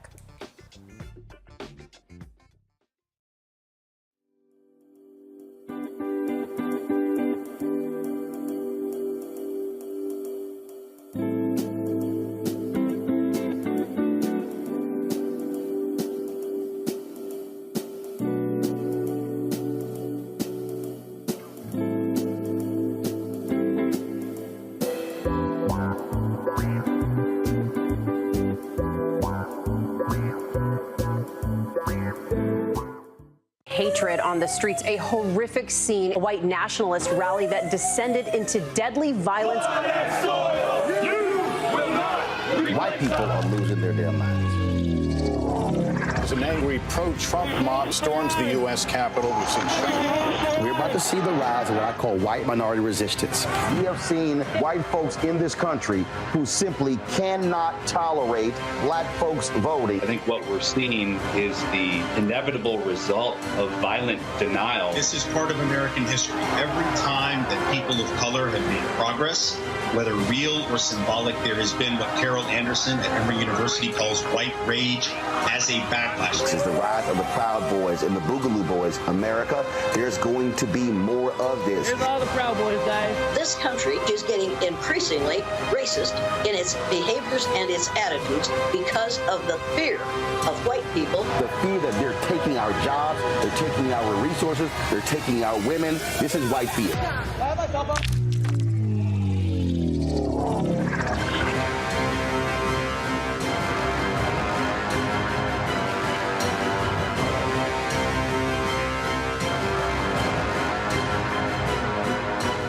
John Murray, the executive producer of the new Sherry Shepherd Talk Show. This is your boy, Earthquake. And you're tuned in to Roland Martin Unfiltered.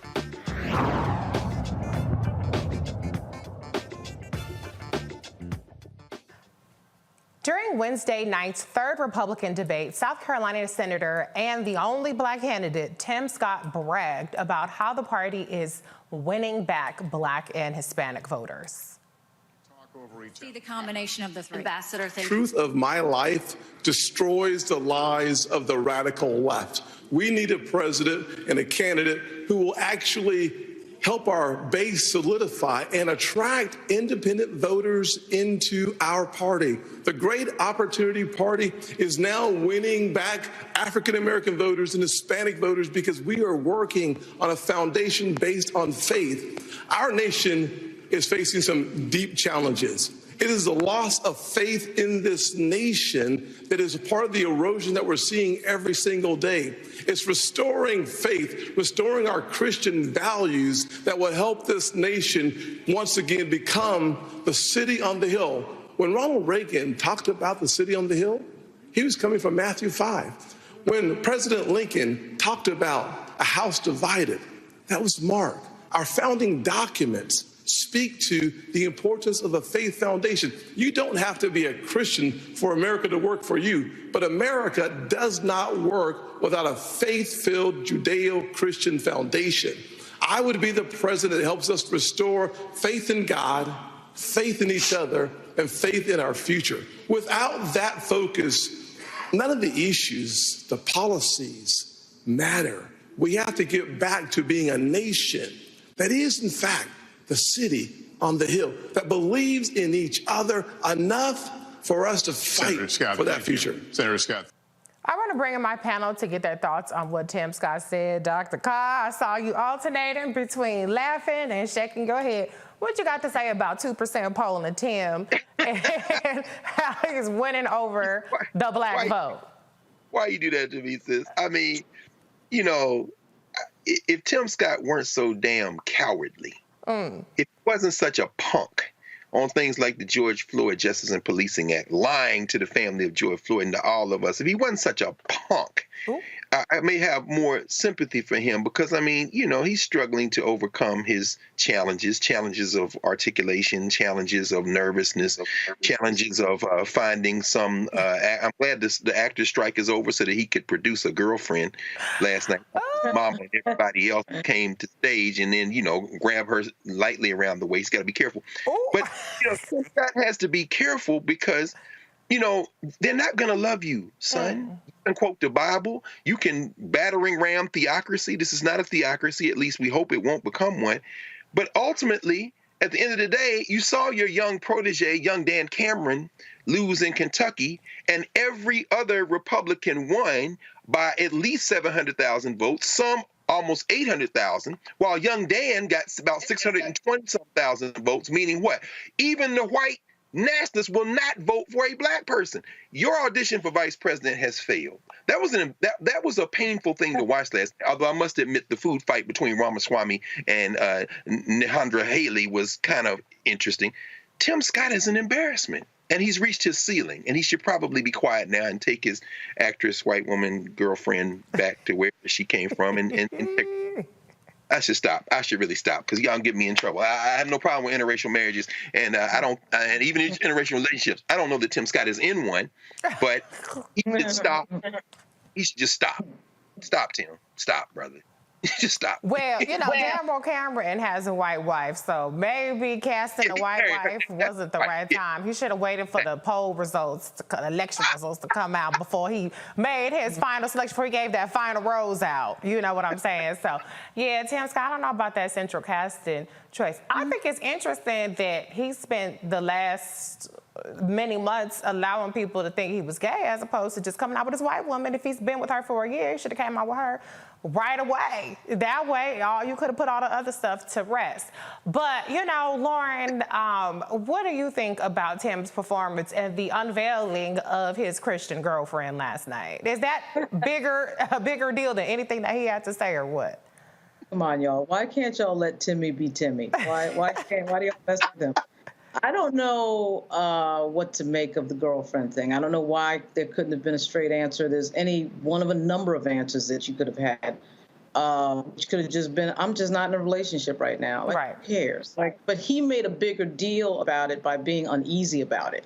And then it just is like, wait a minute. And of course, the donors are uneasy because they want to see a straight male up there. Let's just be real. Right. So they were trying to investigate to figure out, okay, is he gay? What is going on here? But maybe nothing is going on. But Tim Scott is just an uneasy character. And the reason he's an uneasy character, of course, is because he is this black avatar for white conservatives that they need to prop up when they need to say something, and the message has to go through him.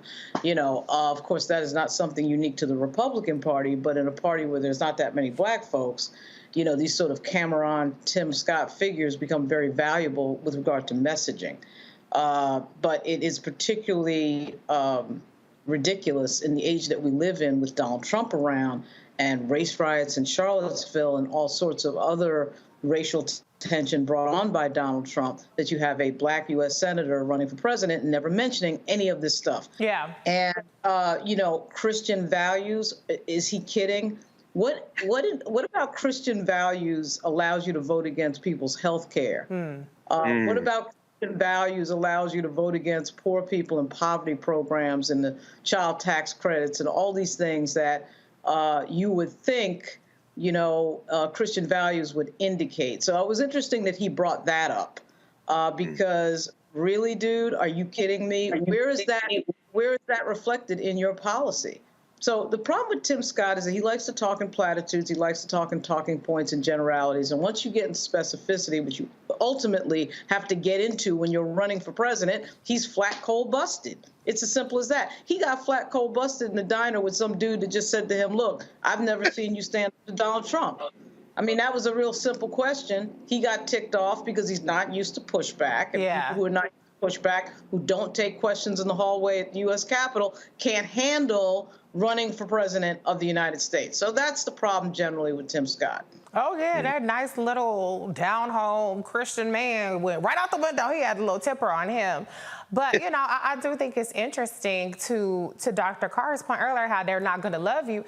I remember when all this discussion around his girlfriend or his spouse or whatever came up, he said it was like 1963 all over again. They can't call him black, so they talk about his relationship. So now I guess you can put that to bed. Teresa, do you think, though, that Tim Scott is what's going to bring the blacks over to the Republican Party as he's claiming there's a surge of support? I do not. I think we had a better chance with Kanye West. But, look, every time I look at Senator Scott's, earlier videos when it's like from cotton fields to Congress and he's on the farm in the background, he's like, this is where I was from. And I'm just like looking at your age, like, no, you were not. But, right. It was, I think he's living, in this delusion because you are the only African American in this race that African Americans are just ultimately going to support you. And I think, again, that's just a delusion and weird political consulting that is taking place when you haven't made those type of investments that really hit the home and the hearts of people that look like you. And every time we see you, you're standing behind something negative or something extreme that goes against the values. And then you want to stand today and then try to use your pastoral voice in order to figure out, maybe this, if it worked for Senator Warnock, maybe it'll work for me. Or Justin Pearson, or is it Justin Jones? Which one of them has a little pastor voice? Justin Pearson. Okay, Pearson. I'm sorry, Tracy, were you done? I think we got the message. Yeah, I think we got it. Okay. Senator Scott is just trying on a whole bunch of levels to just figure out the best way because he doesn't know where his base is. DeSantis' base is, conservative white women who, want to ban books and history, and then we have Senator Haley, who is now all of a sudden for abortion rights, when her entire So there's a whole bunch going on that I think we just need to, again, with these folks who have been in public office and in the public sphere for quite some time, is that we take a look at their records. And so it's almost like we got to do a record check for those, who want to run for, this seat that, really determines, where dollars are spent, our livelihood, our protections, our freedoms, and really see who's really putting on the performance or who's really going to do the job for the American people. Yeah. Well, you brought up abortion rights. Speaking of which, New Jersey ex-governor Chris Christie had this to say about his party's stance on being pro-life. Here's the bigger issue, Kirsten. The bigger issue is, and Tim began to touch on this, we're not pro-life for the whole life. To be pro-life for the whole life means that the life of a 16-year-old drug addict on the floor of the county lockup is precious, and we should get treatment for her to restore her life. The 52-year-old who's drug addicted should make sure that any of his children who he's passed that addiction on to are treated well, too. Pro-life's not just in the womb, Kirsten. It's for the whole life. Damn it, I agree with Chris Christie on that. Now, I don't think his record reflects the rhetoric that he's spewing up there, but I mean, I do think, Lauren, and I want to go to you on this, If any of these Republicans were even remotely reasonable, there might be a little bit of an appetite for people to support them. What do you think? Yeah, absolutely. I mean, they never seem to choose the option and the strategy of broadening the tent of ideas in the Republican Party to get more support. That never seems to be on the table. You know, we saw a situation with picking the speaker where every option is on the table except agreeing with the Democrats on a consensus candidate, because we can't be caught dead broadening the tent or moderating in any way. It's always got to be the solution to everything has got to be some sort of zero-sum type of thing. And on an issue so personal like abortion, which I can never figure out why the Republican Party that talks so much, at least the traditional Republican Party, talks about getting government out of people's lives, suddenly wants to be in your life when it comes to the most important decisions that an individual has to make. Typically, two individuals have to make. And why it's anybody else's business other than those two individuals, I haven't figured out yet. As long as those two individuals are above the age of 18, I'm not sure why that's the case. But the Republican Party, for some reason, wants to get wrapped around the axle on this issue. And now this Dobbs decision is making them pay big time at the polls, which is what we just saw in Virginia. We'd already seen it in several other states, but Virginia really confirmed it, because these candidates in Virginia were running abortion ads like you never want to believe in terms of pro-choice. And they all pretty much, most of them won on that message.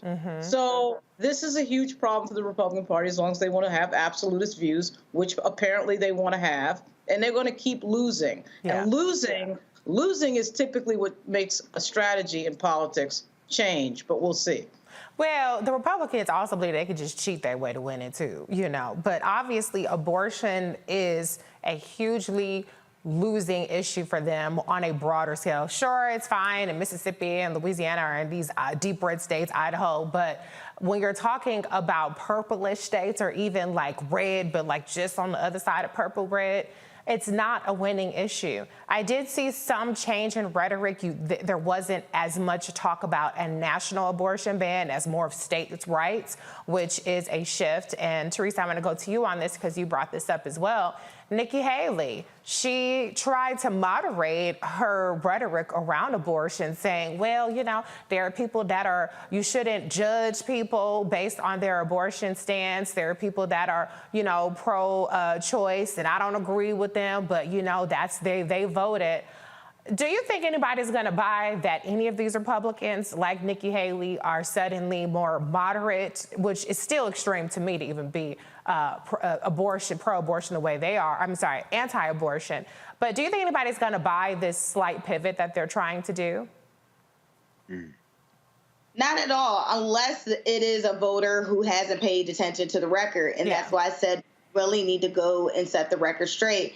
I think, you know, Nikki Haley's team has been doing their due diligence and reading what's been happening since the election. Pennsylvania is a purple state. And now, you know, because Republicans have been running on the message of abortion rights and, you know, like literally, like it was just insane. But now, you know, Pennsylvania Democratic Party in its first time in history had Superior, Supreme, Commonwealth, all Democrats, and a clean slate across the finish line. And guess what? They were actually talking about pro-choice. But, you know, media isn't covering that. They're saying, you know, that the issue is that Republicans, you know, are just one way. And what I think Nikki is actually trying to show is that, hey, I can change my mind, especially if I'm going in a higher office. I can change my mind, especially that I'm starting to listen to the surface of what it's saying. So I think all of them really, you know, if they really believe what they're hearing on the ground, then policies do change. And honestly, when we ask for, you know, our elected officials to do is to look at the facts, listen to the people, and create the narrative that'll get you across the finish line, but also make sure that you're actually going to implement it once you're there. Now, do we believe, back to your original question, Nikki Haley is actually going to, you know, do we believe her that she is pro-choice? Likely no, but I think it's a great talking point that if others want to get in line, they can also do the same thing. Right. I mean, if she's auditioning for VP, or maybe if she delusionally thinks that she can take on Donald Trump, or maybe he'll be in jail and drop out, I don't know, then obviously sounding less extreme on abortion is a politically intelligent thing to do. But we all know that she's going to appoint the same anti-choice judges that any of these other candidates will. So rhetoric be damned, we know what you're actually going to do. Before I go to you, Dr. Carr, I did want to address Vivek Ramaswamy. I enjoy Nikki Haley knocking his head around, but what I did not appreciate was the way that he came after Kristen Welker last night. That felt, I mean, I know that Donald Trump talked about, Megyn Kelly, and he was disrespectful to her. I don't remember if he said the blood coming out of her eyes or whatever. I feel like that was in an interview after the fact. I don't even think he had that energy on stage. But for him to open up, coming out swinging on the black woman, you have 2 black moderators, and he attacks the black woman, demanding that she answer a question that was more of an accusation and just foaming at the mouth, being an asshole. That is disgusting. I feel like he only did that because she is a black woman, and he already knows that there isn't going to be a galvanization against him the same way that Donald Trump, yes, he ended up winning, but people were dragging Donald Trump for a little bit over his disrespect of Megyn Kelly. And did it even trend how disrespectful he was? It's being treated as though, yeah, he's taking it to the dance. And that's just disgusting, anti-black, disrespectful behavior. You are a punk-ass bitch, Vivek, for punching down on Kristen Welker, knowing that she's going to be a professional and not check the hell out of you like she would have. And let's the hoe, I ain't surprised that you ain't say nothing, but God damn it, if a black woman is being attacked right next to you just doing her job, you should have spoke up too. Dr. Carr, what do you think about that whole exchange and the lack of outrage, unless I missed it, that we're seeing around him blatantly disrespecting a moderator? No, of course, you're absolutely right, Reese. You're absolutely right. I mean, there's even less discussion of this, meaning no discussion of this, than there was about the fact that young Dan Cameron lost in Kentucky because we refused to let Breonna Taylor down. No discussion. You see Joe Scarborough with his, soft white nationalists behind and his partner sitting up in there, and they want to make what happened in Kentucky about abortion. There's no discussion of black women. There's no discussion of black men, but in this particular case, there's no discussion of black women. Now, Kristen Welker, it's interesting. I lived in Philly for almost 20 years. I consider myself an adopted Philadelphian. And Kristen Welker, of course, came to the national media stage after years of being on local television in Philly. She's a known quantity in Philadelphia. She's very professional. She continued to carry it the way that black women have to carry it so many times in public. And Vivek Ramaswamy is, as Nikki Haley said last night, scum. It's hard to look him in the face because you're too bad looking at his brutal fronts and whatever white paste and that he has in his mouth. But he's desperate too. Yeah. He's talking crazy, but to borrow from the book of Reese, and I'll do this with a little bit of glee, somebody should slap the shit out of him on stage. Because I'm just saying, dude, but here's the problem. Here's the problem with that. We are now in a politics, and again, this is why I always appreciate not only this forum and this venue and this platform and the conversations we have, because it's so vital, but when we hear the political analysis of people like Lauren Victoria Burke and what happened in Virginia, just because Northam is, I'm not North Lord, I'm thinking about like they are the same. Just because the current governor is walking around with his little vest and being a little soft, they're all thinking that. Yeah, oh yeah. They're all thinking that, and it bristles to have black women in positions of power, like what's about to happen in the Virginia legislature. It just bristles. And Ramaswamy finally is saying the quiet part out loud. You can do that, but he wasn't punching. In my estimation, he wasn't punching down at Kristen Welker. He was punching up because he's a runt, a punk, a little ant-ass punk, and he was punching up at her, and she didn't even respond, which is what you have to do with punks like that. Know if I feel like she could have been like, boy, bye. And like, Our black people, I know we get held to a higher standard of professionalism, and people applauded her. Oh, she didn't let him have a moment. I'm sorry, you ain't getting, we're going to have a moment together, okay? Because if you sit up there and try to punk me and hold me in front of all these people, think you're going to yell at me and scold me, and he's sitting up there lying the whole time. You're gonna have to give me a pass a little bit. You're gonna have to make some viral clips a little bit. But I understand she can't do that. Everybody is not a Reese Cobra Chat. Everybody can't get up here and cuss people out on TV. But Laura, I'm gonna give you the last word on this. Would you have what could she have? Could she have done anything? Because I feel like she could have done a little stuff. I'm not blaming her. But I feel like, do we have leeway in 2023 for somebody coming at you crazy to clap back just a little bit? Well, I'll tell you this. I'm from the Bronx, so I typically go the Reese route on stuff like this. I think that, but my mother's from Virginia, so it's genteel and it's nice and it's polite. So I get that style as well. I think that Ramaswamy is such a clown. There comes a time when you just have to, particularly in the world that we live in with the technology that we have, of constant people reactive, constant people saying stuff on social media, Facebook, whatever it is. And of course, if you do any sort of commentary, you're always putting yourself out there, whether it's YouTube or this show or anything else. You have to make a judgment. Do I want to waste time in my life on this person? Do I want to waste energy on this person? Or do I want to say what Kirsten Welker did, which is, I don't really give a damn. She smiled, and then the moment went on. That's not what I would have done because he's a punk-ass bitch. That's Period. Come on now. He's a dumbass. He thinks he's smarter than everybody else. He thinks he's cute. He needs to get socked in the mouth. He's that type of bully that needs to get socked in the mouth. There's no other way to really deal with that. That's what I would have done, but I can understand her strategy of doing what she did. But he is clearly he shouldn't be on stage. He's a joke. Yeah. He's selling a book. He's not running a presidential campaign. Everybody knows that. He's trying to elevate his profile. This is all a game. The other thing he did, too, if you notice, is he attacked the media. You can never lose attacking the media. Yeah. There's certain groups in this country that you can never lose when you attack. The media is one of them. So he's playing that game. He's playing to the crowd. He thinks he's cute. But I get it, Kirsten. She didn't want to deal with the nonsense. Not my style, but I get it. I respect what she did, Well, I'm never going down a black woman for being a professional, because it's very hard to come back. After you've had a recent moment, it's hard to come back from that. But so I respect what she did in that moment. But Lester, you could have said something like, hold up, don't address the moderator. So, I'm saying just a little something, but that's not the energy that was up there, so that's okay. But, at the end of the day, Vivek, to your point, Lauren, he's auditioning for Trump, vice president, but Trump is not going to pick somebody that wants to be vice president this bad. So I don't think that any of these people on this stage are the vice presidential pick for Donald Trump. He's going to pick somebody, maybe Don Jr. or somebody like that, that'll be loyal to him when he is in jail. Okay, that's my prediction. I'm sticking to it. We will be right back with more Roland Martin Unfiltered here on the Black Star Network.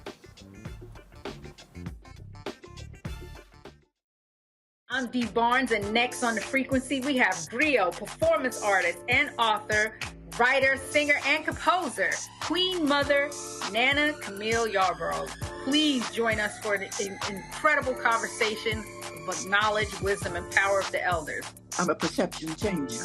You're a rearranger. You're a mind evolver and a problem solver. You're a beast eater, a soul excreter, a void filler, and a bile spiller. You are a thought warmer, a plan former, a power orchestrator, and a tongue translator. Right here on The Frequency on the Black Star Network. When you talk about blackness and what happens in black culture, we're about covering these things that matter to us, speaking to our issues and concerns. This is a genuine people-powered movement. There's a lot of stuff that we're not getting. You get it, and you spread the word. We wish to plead our own cause. Too long have others spoken for us. We cannot tell our own story if we can't pay for it. This is about covering us. Invest in black-owned media. Your dollars matter. We don't have to keep asking them to cover our stuff. So please support us in what we do, folks. We want to hit 2,000 people, $50 this month, raise $100,000. We're behind $100,000, so we want to hit that. Y'all money makes this possible. Checks and money orders go to P.O. Box 57196, Washington, D.C. 20037-0196. The Cash App is $RM Unfiltered. PayPal is R Martin Unfiltered. Venmo is RM Unfiltered. Zelle is Roland at RolandSMartin.com. Hello, I'm Marissa Mitchell, a news anchor at Fox 5 DC. Hey, what's up? It's Tammy Roman, and you are watching Roland Martin Unfiltered.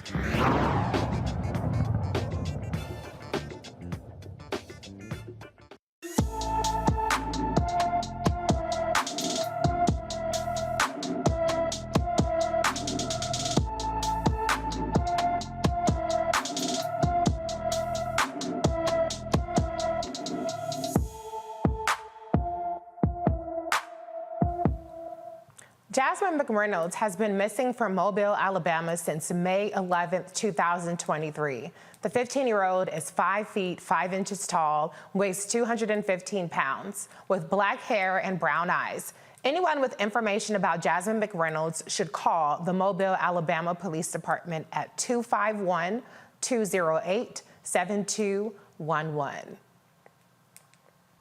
The Black Alabama riverboat co-captain who was attacked on August 5th is facing assault charges. Damian Pickett is charged with third-degree assault, becoming the sixth person charged in the brawl, which happened because a private pontoon boat was preventing the Harriet II riverboat from docking along the Montgomery riverfront, but was blocked by a Pickett who took a smaller boat to the dock to move the pontoon boat on his own. But 4 white boaters attacked him, prompting others to defend Pickett, causing a massive melee. Zachary Shipman said in a new complaint that he was not trying to fight Pickett, but was defending himself and suffered a bruised cheekbone after Pickett allegedly punched him in the face. Shipman is charged with assaulting Pickett and is scheduled for the trial later this month. 2 people have already pled guilty to their roles in the August incident. Now, hold up. Who are you gonna believe, me or your lying eyes? Because I know I saw them white men hit Damian first.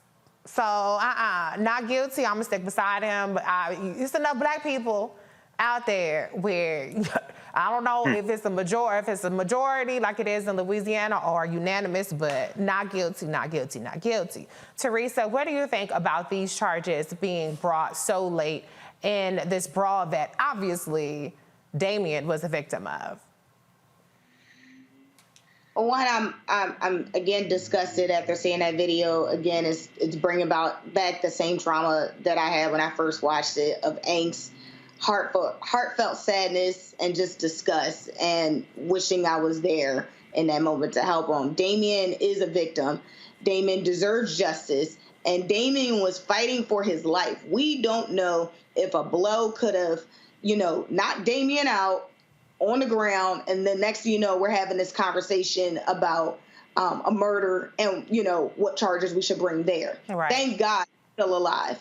And I think, when we, take a look at the justice system and the degree of how long this took, yes, some people thought about it as a joke, and we start getting the chair. But the real sensible part is that there is a video, right? There is evidence that, he is the victim. And again, I can't thank technology enough, because technology showed that he was explaining what he needed to do on this job, while this white man came and literally just didn't want to talk and wanted to fight. I've never seen anything like this, but this is, again, another example of white privilege happening at an all-time high. And I firmly believe on this. If this video was not being recorded the way it is, I'm sure they would have said it was a one-on-one fight. Yeah. Well, you cannot lie when we have receipts, and it's a black enough area, like I said. Y'all got one job on that jury trial. Now, they might not let enough black people on there, but if you're the only black person, you got one job not guilty. Lauren, though, I mean, Teresa, I can't say I felt angst or anxiety. I was like, get his ass. That's what I was like, because, you know, we came through. You had the black Michael Phelps out there, Aquaman, who swam across, came to the rescue. The big bros came down. It was a whole situation. You know, even Roland has his Team Whip That Ass chair T-shirts. It was a whole thing. I feel like we had such a victory from that, though, that this moment was inevitable. Where they was going to try to find one extra black person to throw under the bus and file charges on, and, you know, he's easily identifiable. Is this retaliation, Lauren, for how excited black people were to see the Montgomery uprising? Yeah, I mean, it's so rare to see. In fact, I don't know that we've actually seen a video in history where black people are recorded on video whooping ass in that fashion in the South, or maybe not any place else, you know, against a bunch of white folks in a brawl, an all-out brawl on video. Yeah. Certainly we've heard, you know, historically we've, of course, you know, heard of many stories of things that have happened, but on video, this may be a first in that sense.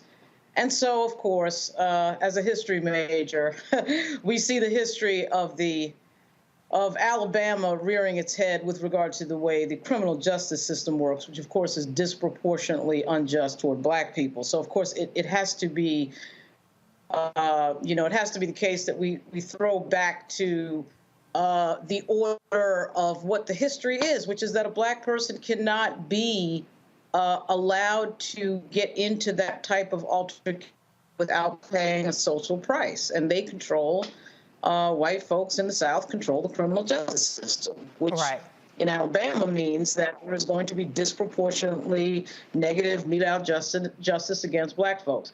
I find it interesting, you know, typically in these types of cases where you have two people fighting, it's a wash. Yeah. Even if you have a situation where you can tell in the video that, of course, the white individual starts the fight, starts the contact, but once the second person starts hitting back, you know, you have two people engaging in a fight, it's typically a wash. So it's fairly astonishing that he's being prosecuted. And with all the things that we saw in the video, that was, to me, the one, that set of exchanges, other than the folks that have him down on the ground, I would never have guessed that anyone would have been prosecuted. You know, I would never guess that he would be prosecuted. Because now he is fighting against 5 people. So, you know, not only would I have never guessed that he'd be prosecuted against the first individual, but now you've got 4 or 5 people on one guy and he's getting prosecuted. That's where you know you're in America. That's where you know you're in the South. And I'm telling you, it's going to be interesting to see what the trial and the penalty is, because that's where we really get into racial injustice. And, you know, a long history in this country, a 350-year-plus history in this country of seeing justice meted out against black folks, particularly black males. And so this is going to be, I think, what we would expect it to be given the history. And Dr. Carr, of course, will give us probably a better and more detailed answer than I will. But that is amazing that he is being prosecuted. Yeah, I mean, on the one hand, it's like the audacity, but on the other hand, it's like the caucasity. Because what they say is don't even throw up the hat, don't even throw up the bad signal, just take your lick. We could just come over here and we could just pound on you and turn you every which way but loose, and you can't do a damn thing about it. But not in 2023, not in Montgomery. Like I said, you got one job, black people, on that doggone jury. Dr. Carr, take us home. No question. No, I think we're all in one accord on this. I mean, Montgomery, I was just in Montgomery about a month ago, went down for Tuskegee's homecoming. It's a beautiful thing. One of my elders was being honored. He's the last that we know of living member of the founding chapter of Alpha at Tuskegee. He got his 75-year member pin, and we were in Montgomery for the ceremony. Shout out to Mariva Kelsey. And but, you know, I said, we got to go down here to the dock where the chair, I ain't getting this close and not at least looking at the water where the chair went down, right? Because we were staying right across from the thing. Right. But, and my mom's from down that way. And, and anybody who has lived black in America, as all the 4 of us have, know that we live under this constant pressure and this constant threat. So there was a catharsis. The thing that amazes me is that this was an act of violence all around, and we responded violently. And again, not to overburden the metaphor, but when you trap people and you put them in a situation where they are constantly under pressure, and then you attack them, they're going to fight back. This is why Bibi Netanyahu better stop. Because this is going to be eternal war in that region. You're killing children. You're killing women. You claim to be fighting Hamas, which you, by the way, propped up for years to take them to take out the PLO. But we're not going to talk about that today. Shout out to your tax dollars at work, United States. But when you pressure people, they fight back. The thing that I found kind of really comforting in this is that we've been talking about white folding chairs and beating the hell out of white people for 3 months, and ain't nobody said that we shouldn't be doing it. It's almost like that was a pressure valve for the ass whooping that you should get for the way black people are treated. Now, so I say that Montgomery is 60% black. Yeah. Steve Reed, the mayor, is black. Yep. The chief of police, Daryl Albert, is black.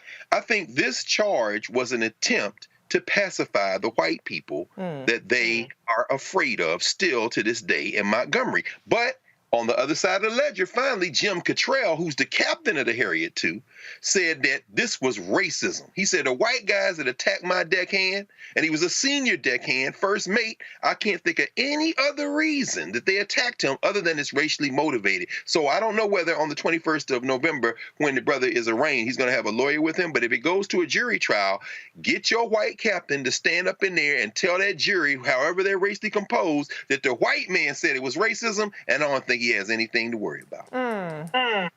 I know that's right. Well, we got to call it on that note. If you got your folding chairs, if you got your picks, whatever, go ahead and get out there and show the brother some support. I'm sure he's going to have a GoFundMe or something, Chad. We got to give him some money for the inconvenience. But it has been a great night. Thank you, Dr. Carr. Thank you, Teresa Lundy. Thank you, Lauren Victoria Burke. Thank you, Roland Martin, for giving me your host chair for the evening.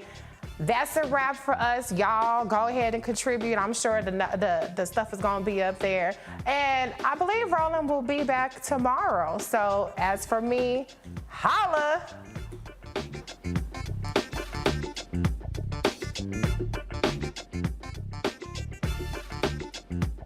Folks, Black Star Network is here.